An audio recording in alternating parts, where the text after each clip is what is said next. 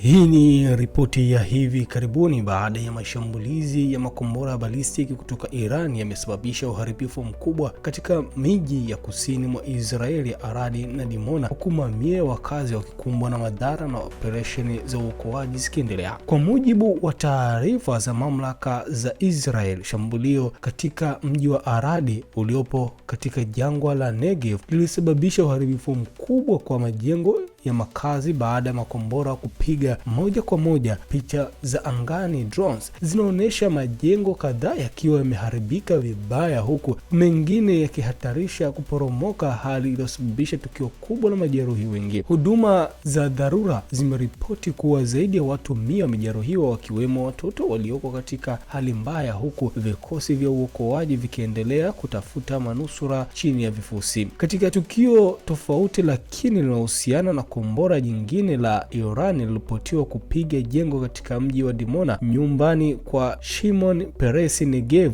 Nuclear Research Center. Mamlaka za Israeli zimethibitisha kutokea kwa athari ya moja kwa moja katika eneo hilo, huku vikosi vya dharura vikikimbilia maeneo kadhaa yaliyopigwa. Taarifa za awali zinaonyesha kuwa kati ya watu 20 hadi 50 wamejeruhiwa, wengi wao wakiwa na majeraha madogo yaliyotokana na vipande vya mabaki ya mlipuko, ingawa mtoto mmoja ameripotiwa kuwa katika hali mbaya hadi mahututi. Jengo moja pia limeripotiwa kuporomoka kwa kasi na juhudi za uokoaji zikiendelea. Iran imesema mashambulizi hayo ni kulipiza kisasi kufuatia shambulio la awali lililolenga kituo chake cha nyuklia cha Natanz. Hata hivyo, jeshi la Israel IDF limesisitiza kuwa hakuna uharibifu uliotokea katika kituo cha utafiti wa nyuklia cha Dimona, lakini mtu mmoja aliyeko Tel Aviv amedai kupitia video iliyosambaa mitandaoni kuwa Israeli imekumbwa na shambulio kubwa kutoka Iran, akilitaja kuwa miongoni mwa mashambulizi mabaya zaidi kuwahi kutokea nchini humo.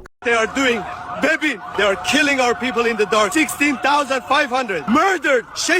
Katika video hiyo, mtu huyo alidai kuwa zaidi ya wanajeshi 16,500 wa Israeli wameuawa kufuatia shambulio hilo. Hata hivyo, madai hayo makubwa hayajathibitishwa na mamlaka yoyote rasmi. Hadi sasa, Israel Defense Force pamoja na serikali ya Israeli hawajatoa taarifa yoyote inayothibitisha idadi hiyo ya vifo. Vyanzo rasmi vinaendelea kufuatilia na kuchunguza hali halisi ya matukio hayo. Katika maendeleo mengine, mfumo wa ulinzi wa anga wa Israel ulionekana kujaribu kuzuia kombora jingine la Iran, lakini kombora la kuzuia lilikosa kulenga shabaha. Kombora hilo liliendelea na safari yake na hatimaye kusababisha athari ya moja kwa moja katika eneo la Dimona. Mashambulizi haya yameongeza hofu na taharuki miongoni mwa wakazi wa kusini mwa Israel, huku hali ya usalama ikiendelea kuwa tete na juhudi za uokoaji zikiendelea katika maeneo yaliyoathirika. Hii ni ripoti ya Media Express na mimi ni Hassan Magulumali.